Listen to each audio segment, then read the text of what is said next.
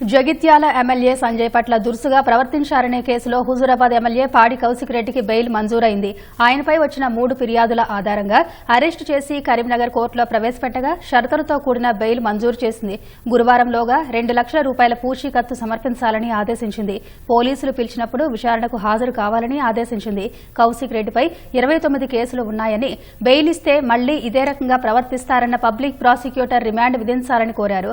కౌశిక్ రెడ్డిపై చేసిన నేర ఆరోపణలన్నీ 5 ఏళ్లలోపు శిక్ష పడేవేనని ఆయన తరఫు న్యాయవాదులు వాదించారు.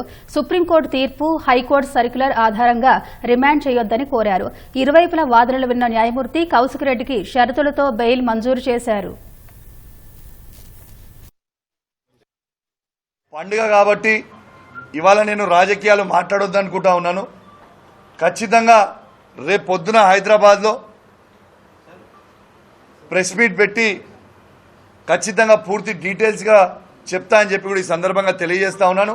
ఎందుకంటే కోర్టుని గౌరవించాల్సిన పరిస్థితి ఉంది.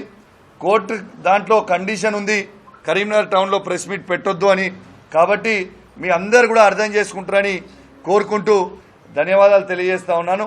అందరికీ కూడా పేరు పేరున సంక్రాంతి శుభాకాంక్షలు తెలియజేస్తూ సెలవు తీసుకుంటా ఉన్నాను. జై తెలంగాణ, జై కేసీఆర్. Thank you.